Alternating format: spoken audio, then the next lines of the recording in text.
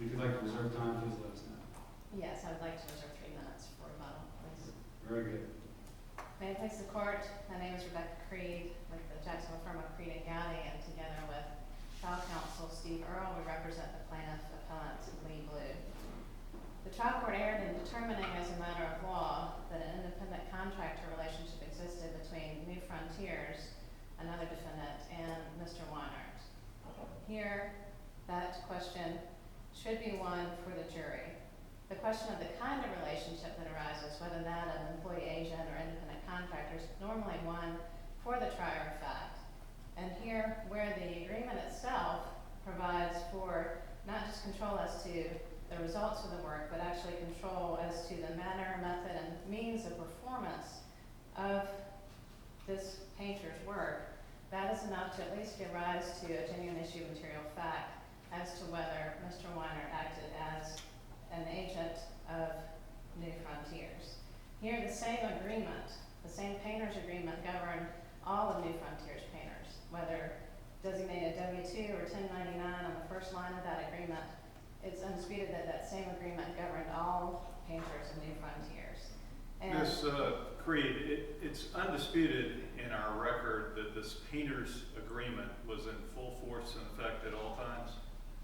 yes, And at the relevant time for this particular individual, yes. on the day of the On accident? the day of the accident, yes. And Mr. Weinert signed that agreement Yes, he did, and initialed all the pages? yes. And so, as I understand your position on behalf of your client, is that that agreement is at odds with the affidavits in the record.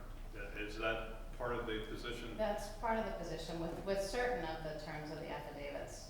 But other provisions of the deposition testimony are actually consistent with the control that New Frontiers exercised over Weinert, or at least there's enough to show genuine issues of material fact as to the control that was exercised. Help us understand this. I know the agreement is appended to one of the affidavits, and the affidavit is sworn. The agreement's not sworn, but the agreement is appended. So if there is a conflict between the affidavit and the agreement, does the agreement trump the affidavit? Does it matter in that analysis? Help us think through that issue. Well, in terms of, I would like to point out too that it's attached as an exhibit to the affidavit, but there's also deposition testimony that's in the record concerning the agreement and specific questions asked to relevant provisions of that agreement. And again, some of that deposition testimony is actually consistent with New Frontiers' right to control Mr. Weinert. For instance, in terms as to whether Mr. Weinert in fact followed those and considered himself to be following the provisions of the site preparation, the procedures to be followed when arriving at a job site.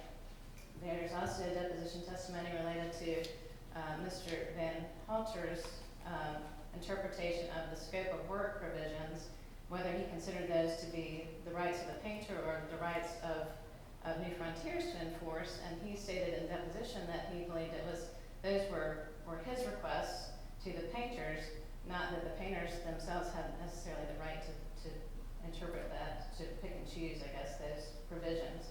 So there is deposition testimony related to the agreement, and as to certain provisions of the affidavits, I think probably the primary conflict would arise in terms of what the parties intended. And in their affidavits, they stated that they intended to create an independent contractor relationship, and that is reflected only in the agreement by the nature of the 1099 being circled. So there are requirements in the agreements that do control, and if you look to the balance of the agreement, there at least is a right of New Frontiers to control. And the fact some of the things that you're saying are control, aren't they really safety or control over the job site and preservation of the work to make sure, like, there's not overspray or things like that don't really say how you go about painting or when you go about painting. Just paint it safely and don't cause damage to our property when you're doing it. Well, but if you look at the detailed level, the level of detail that is present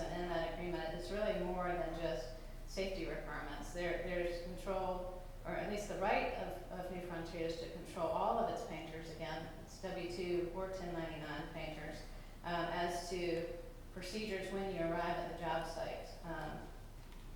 Whether you call, directions to call New Frontiers, which again, Mr. Weinert's testimony was consistent with that requirement to call the New Frontiers office, or at least Mr. Van Halter, each day. Directions as to the specific attire to be worn, the equipment that was required of all painters, not just procedures to be followed when arriving at the job site, but actually, I mean, it includes such level of detail as to how to prepare the site, to remove and stack switch plates, to cover switches and door handles, to cover appliances, to... Well, wouldn't you want anybody painting to do those kind Yes, of things? but the fact that the New Frontiers has this level of detail, but really as to just the method of performance, it's not just that they had the right to inspect, but they actually had the right to control whether this was painting work was done in the manner that they directed it to be done. Excuse me, I should know the answer to this, but I don't. Is there a standard jury instruction on independent contractors versus employees? I believe there is, but I can't What I'm quote it. curious about is, what is the jury to be told? There's these 10 factors the jurors are to consider. They're not told how to weigh them, what weight to put on each factor. What I'm getting at is, the trial judge here seems to say, I'm looking at the totality of the evidence, and it doesn't seem to me that there's just really a material factual dispute as to this legal issue. If we were to reverse, what is it that the jury would be told that would be contrary to what the judge held? What the jury would, in terms of jury instructions? Yeah.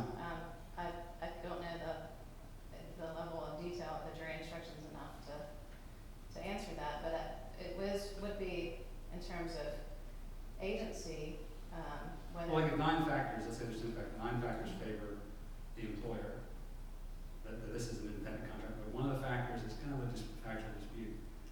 Is it your position that the trial judge would then have no discretion and it has to go to the jury, even though there might be 9 powerful factors that shows this is an independent contract, but one of them is well. No, and I don't think to rule that way would be, I think that would be inconsistent with the case law, which does direct that you can't, there is a limitation on how much you can use the factors essentially in terms of if you pick and choose certain ones, for example, the cases cited in the answer brief, go through examples where there are certain elements that factor or favor a finding of employee agent, but not independent contractor. But here, when you look at the agreement itself and the right to control that's evident in the agreement, and it's the parties' agreement that really is the predominant and most important factor. And so, But if I could ask on that point, if the testimony, if the evidence shows that the parties are not really operating pursuant to the agreement, that the agreement says, yeah, it says you're supposed to do this, but we really do it differently in practice. So that then the agreement wouldn't govern, would it? It would be the actual practices. then it would be the actual practice of procedure. But here there are disputed issues as to the amount of control, the degree of control. There's at least reasonable inferences that could be raised from the painter's agreement itself to give rise to disputed issues as to this extent of control. And under the First District's opinion in Del Pilar, that was enough to reverse summary judgment and to order that the decision, the question as to whether the individual as an employer agent should be one for the jury. If I could ask you this question too. This was a vehicle being backed into the plaintiff here. The vehicle wasn't the employer's, correct? And there was no signage on the vehicle. And part of, I guess what I'm getting at is, as I view an independent contractor, this guy was supposed to do painting. It had nothing to do with backing his truck in and out of, or driving to and from a location. But although it sounds to me like your theory of the case is that if he was an employee, coming and going to the place of work would be part of the potential liability umbrella. Well, it's not a coming and going case in this sense that the real question is whether he was an employee agent or whether he was an independent contractor. There's really been no determination that he wasn't acting in the course and scope of his employment for. Because he was the going to question. the job or? He was not going to the job, no, he was actually on the property already at the apartment complex. He was going to a storage shed to pick up paint and painting supplies. Okay, this is where he lives? This is, No, he does work, New Frontier's work is to provide property management or Mhm. painting services for various apartment complexes. And so, Mr. Weinert, the painter, had arrived at the job site, and I think he testified it was sometime in the afternoon, but he went to pick up paint and supplies from the actual storage shed on the apartment complex property. The apartment complex itself provided the paint. And so he was in the course and scope of his employment. The question is whether that employment was for Weinert Painting, or whether it was for New Frontiers. But we allege in the complaint that he was acting in the course and scope of his employment when he backed or rolled his truck into to the plaintiff, because again, he was providing services on behalf of New Frontiers and Weinert Painting when he went to pick up his supplies and paints. I have a question on this as well. What does the agreement speak to the use of motor vehicles? It does speak to that, and states that you need a Florida, all painters have a Florida driver's license, and I think that maybe it, other than following property rules and driving procedures to be adhered to at all times. But again, these were requirements as to all painters, whether 1099 or W-2. That fact itself is different and distinguishes this case from some of the cases relied on by the defendant, in that here, certainly there's been no issue or no claim that New Frontiers didn't have the right to control its own employees. It's when, if they were paid by W-2, and here, if the same painters or all the painters are signing the same agreement, then that would indicate that New Frontiers had the right by this agreement and by the certain of the actual practice and procedure of the parties to follow that, and to demonstrate the right of control. It's not that there has to be actual extensive everyday control, but there has to be at least the right of control under the agreement. I'd like to reserve the rest of my time. Thank you.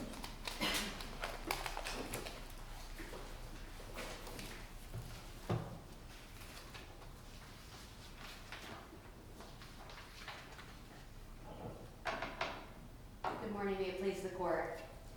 Kansas Gooden on behalf of New Frontiers. This court should affirm the trial court's well-reasoned decision. This was a lengthy summary judgment order where this trial judge truly analyzed each and every fact that was in the affidavits, the depositions, the painter's agreement. And the Florida Supreme Court in Keith versus Sun Sentinel talked about how at first the court considers the agreement, but the court has to look at the actual practice of the parties. And that's what this trial judge did. He went through and looked at those course of dealings. And if you really pierce those course of dealings, there is absolutely no dispute that Weinert Painting and Mr. Weinert they're independent contractors. Ms. Gooden, what do you do with bills on 2003 Florida Supreme Court case? It tells us that agency is typically a fact question for the jury. It also tells us that how the parties designate themselves is not necessarily germane to the court's analysis. How do you deal with bills on related to this case? Well, if you look at, there's a ton of cases where MSJ was held to be proper on the employee versus independent contractor analysis. Keith versus Sun Sentinel, Miami Herald versus Kendall, Hewitt versus Travelers, Kane Furniture versus Miranda, Scow versus DOT. In all of those cases, the court either basically said summary judgment should have been entered or affirmed summary judgment on the issue of independent contractor. And many of those are Florida Supreme Court cases. And so this is an issue that can be reached as a matter of law and is not solely just a fact issue for the jury. Well, what about the case you mentioned? Bills on. And it's bills on? Villazon, Villazon versus Humana, I think. Prudential healthcare. Prudential. It was an HMO case involving, and that was the question, whether the physician was an agent prudential or not. And the court said a couple of things that may or may not be important to our analysis. First, that the agency question is typically a jury issue, but second, just because they characterize this purported independent contractor as an independent contractor was not dispositive. I'm just curious why Velazon doesn't require us to reverse this judgment. So. Right. Well, at first, Velazon is our ERISA case, and I think ERISA has its own kind of rules and regulations and facts specifically to ERISA. Because if you look at the case, I mean, it doesn't rely on the cases that the parties even go into really on whether there's an independent contractor. Because if you look at the cases specifically dealing with a skilled tradesman, so the Kane Furniture, Miami Herald versus Kendall, TNT Installers, those are skilled tradesmen. And those cases are absolutely saying this is a legal issue for the courts, and that is summary judgment material. And I think that's where that you can distinguish this, because I think that's where it's going to boil down to. Because the other thing they didn't overrule all of their prior case law. They didn't overrule Miami Herald versus Kendall or some of their other cases, the Keith versus Sun Sentinel. So those are still applicable. A concern I have, and you've heard my question to Ms. Creed, is this affidavit. So we have an affidavit under oath, and we have this agreement, this painter's agreement, appended to the affidavit. And they appear to me to be at odds. I'm just having trouble reconciling that. So you have the sworn affidavit, but arguably subsumed within that, you have this agreement, and the affidavit is in essence telling us, pay no attention to the painter's agreement because it didn't work that way. Why is that not a fact question? Well, again, if you look to Keith versus Sun Sentinel, the Florida Supreme Court kind of set it out, and they said, first you look to the agreement and whether the parties are basically following that agreement to a T. And if they're not, you look to their course of dealings.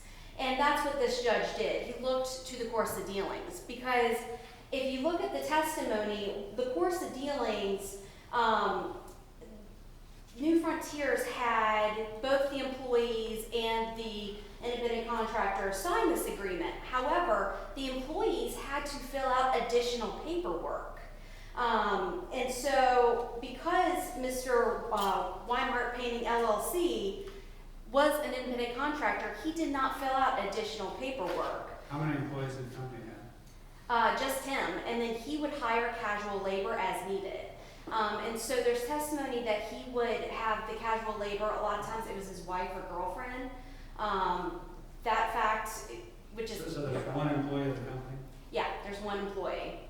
And so he owned that business. He was a painter for 25 years, and he owned that business, I think it was like 10 to 15 years, and he was an LLC for at least 10. He had his own federal tax ID, he had his own business license, he had his own CGL policy, his own auto insurance, his own taxes, his own bank account, his own equipment, his own transportation.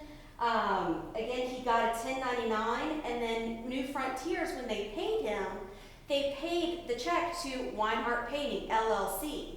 It did not go to Ron Weinert.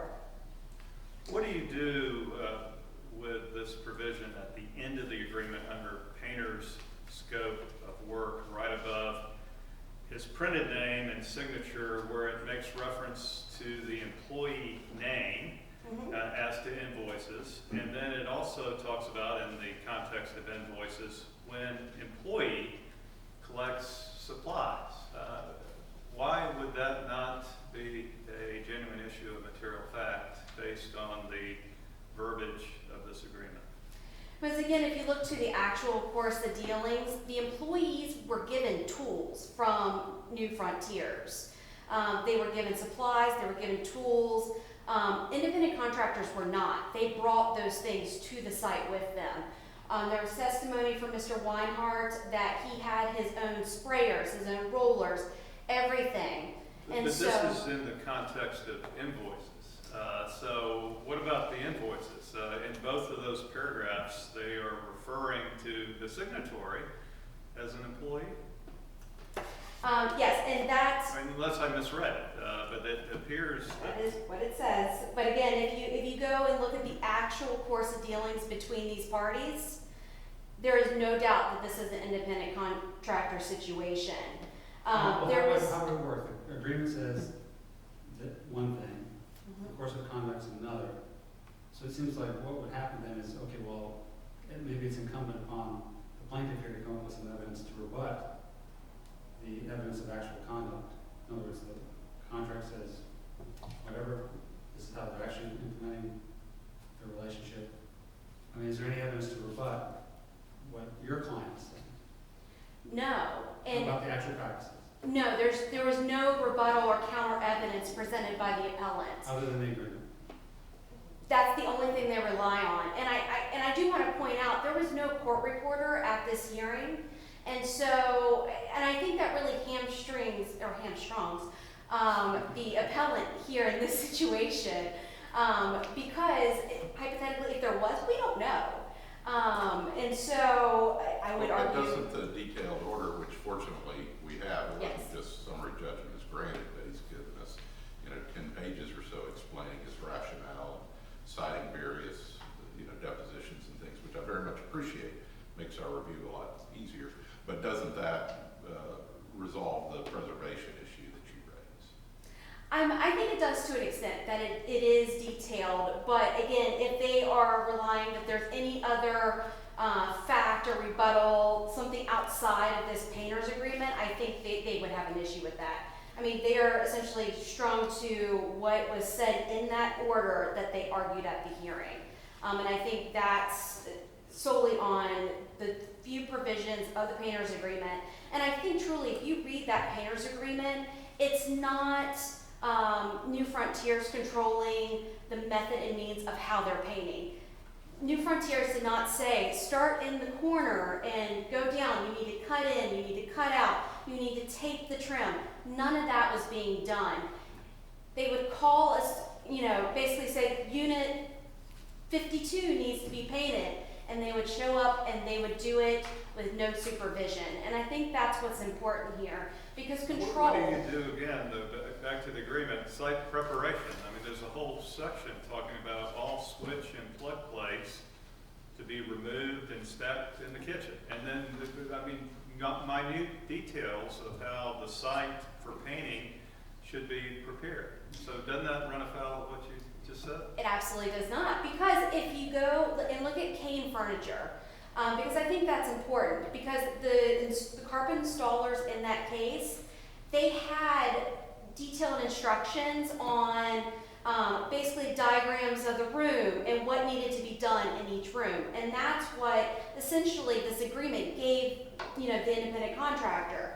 And so the second DC in that case basically said, even though those detailed instructions were given, that carpet installer had unbridled discretion in physical performance of their task. And that's what's going on here.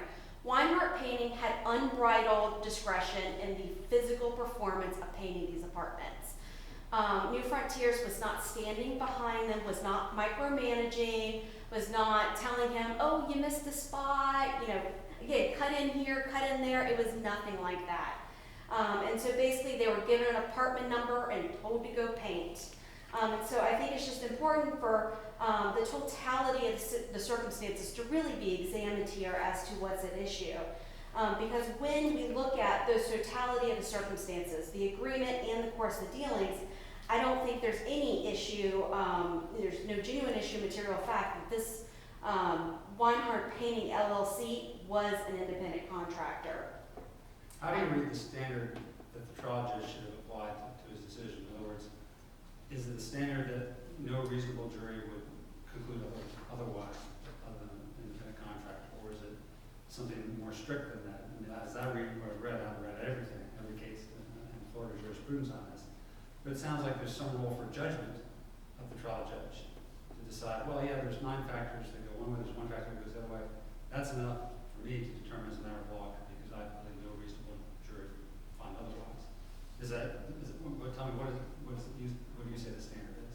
Right, well, it's still under the standard summary judgment standard, because this was a summary judgment, but specifically under the restatement elements, you don't have to hit every single element to be considered an independent contractor. And again, Kane Furniture is a great example. TNT Cable Installers, the Miami Herald versus Kendall. When the court did that analysis of those restatement factors, not every factor was met in each and every case. And in one of the cases, I don't remember if it was Miami Herald, but it was one of the Florida Supreme Court cases. Justice Grimes actually makes a comment that this element is so obscure, it doesn't matter. And I find that quote just fascinating, that even a Florida Supreme Court justice is saying, like, this does not have any bearing on whether somebody is an independent contractor or not. And I think it had to do with one of the elements of whether somebody was in the business or not, or whether the principal was in the business. If one of the factors, let's say along the lines of what Judge Jay has been asking, let's say that factor that he's been talking about actually cuts against you and the judge got it wrong here. Does that end the story? I mean, those, what I'm getting at is, could that one factor swing it one way or the other? I mean, it's almost like a harmless error analysis. Let's say that factor, it really should have gone in favor of the plaintiffs, but it didn't. The trial just ruled the other way. We reverse on that, but does it really matter in the end? Could it still be an independent contractor? Well, I think it does matter. Well, first of all, and I think it matters what element you would be reversing on, because some of these elements are more important than the others, and the cases are very clear about that. Like the element on control is the most important one. And so if there's, control over, sorry about that. If there is control by, the principal over whoever it is at that point, that is the most important factor. I can see that being reversed. But if it is the principal is in the business as well, I don't see that as being kind of reversible, because again, that element, that's like subcontracting out something. I mean, every construction case would kind of go a little awry after that point, because these cases come up specifically with skilled tradesmen. Painters, carpenters, cable splicers, things of that nature. And I see I am out of time, so I just ask this court to affirm. Thank you very much.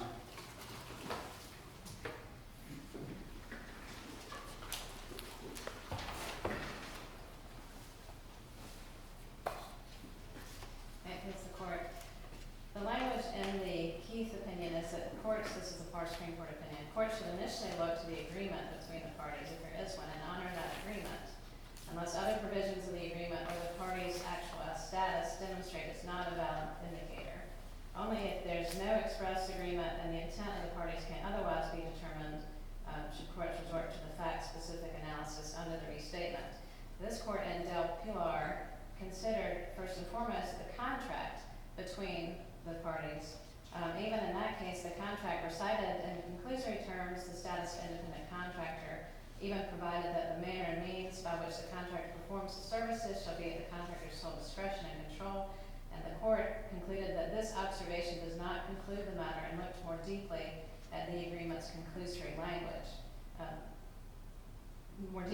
Than the agreement's conclusory language as to independent contractor.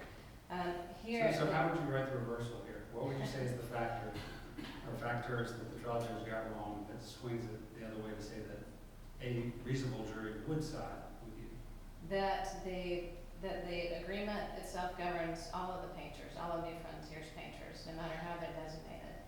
That the agreement, aside from just circling 1099, goes through detailed requirements as to the method of performance of painting, which is the issue, the kind of performance that is at issue here.